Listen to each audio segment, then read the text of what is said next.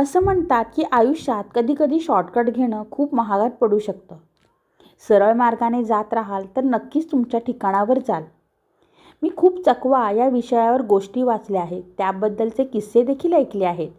परंतु जे माझ्यासोबत घडलं ते नक्कीच चकवा होता की मी लवकर पोहोचण्याच्या नादात घेतलेल्या शॉर्टकटची मला मिळालेली शिक्षा होती.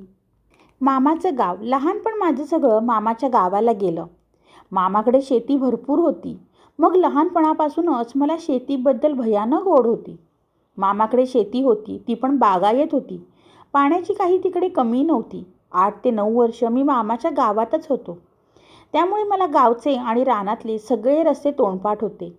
शनिवारी दुपारी शाळा सुटली की तसंच एकटाच रानात जायचो. छोटा होतो, इयत्ता 3री असेल.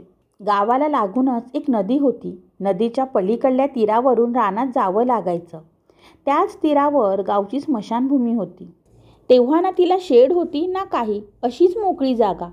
किती वेळा ठरवलं ना नाही लक्ष द्यायचं रानात जाताना त्या जागेकडे, तरी लक्ष जायचंच. गवत राख पडलेली असायची. ते सगळं पाहून मला धडकीच भरायची. पण आता शेड आहे तरी पण गेलं तरी धडकी भरतेच. गावचे लोक तरी बाहेरच प्रेतं जाळतात. 10 वर्ष झाली मी गाव सोडून शिक्षणासाठी पुण्यात आलो आहे. आता पुण्यातच शिकतोय. पण जेव्हा पण मला सुट्टी लागते मी त्याच्या दुसऱ्याच दिवशी मामाच्या गावी जातो. असंच मी गेल्या वर्षी डिसेंबरच्या महिन्यात सुट्टीसाठी आजोळी गेलो. शेतात ऊस भरपूर होता आणि त्याला पाणी वेळेवर द्यावं लागायचं. आणि गावाला लाईटचा खूप मोठा प्रॉब्लेम असतो. त्यामुळे माझे आजोबा सकाळचे रानात निघून जायचे आणि 12पर्यंत घरी यायचे. काही दिवसाने ऊसतोड सुरू झाली आणि माझे आजोबा दिवसभर रानात असायचे. एक दिवस डबा करायला उशीर झाला, त्यामुळे आजोबा सकाळी लवकर निघून गेले आणि डबा घेऊन जायची जबाबदारी माझ्यावर आली. मी थोडा घाबरलो, कारण स्मशानभूमीच्या इथून जायचं होतं. ठरवलं मनाशी एखाद्या मित्रासोबत फोनवर बोलत जाऊया. आजीने डबा दिला. मी निघालो डबा घेऊन. नदीच्या पुलावर आलो आणि माझी पहिली नजर त्या स्मशानभूमीच्या शेडकडे गेली आणि पाहून धडकीच भरली. थंडीचे दिवस जरी असले तरी ऊन मात्र जबरदस्त होतं. मित्राला फोन लावला आणि निघालो. स्मशानभूमीपाशी आलो. तिथे रोडपाशी भला मोठं एक पिंपळाचं झाड होतं. जास्त भीती ते झाड पाहूनच वाटायची. फोनवर बोलता बोलता परत तिकडे लक्ष स्मशानभूमीकडे गेले. तिथे लाल की गुलाबी रंगाचा एक कपडा पडला होता. राख दिसत होती आणि काही वैरण पडलेली दिसत होती. तो गुलाबी कपडा तर अजून माझ्या डोळ्यासमोर दिसत होता.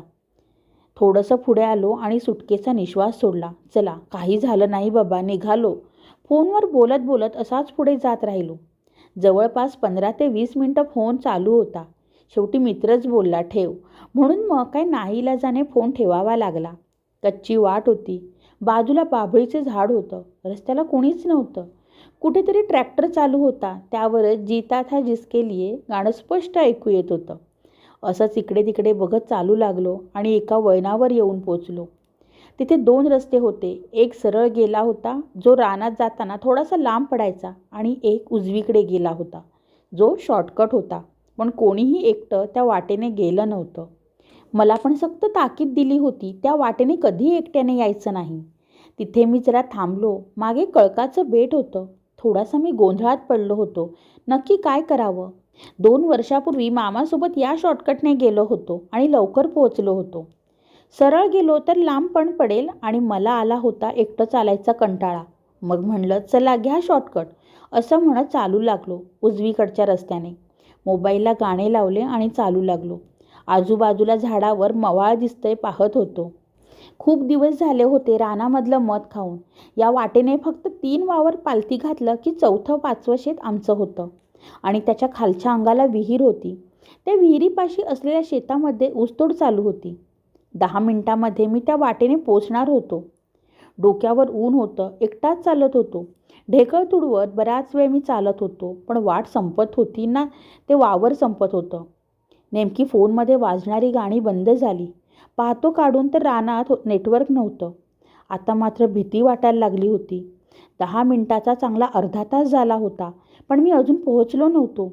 आता मात्र माझी चांगली संतरली होती आणि अचानक जाणवलं कोणीतरी पाठलाग करतोय माझा. हे माझ्या लक्षात यायला आणि माझ्या मागून शुक शुक इकडे बघ असा आवाज यायला एकच वेळ. पळू की मागे वळून पाहू काही कळत नव्हते.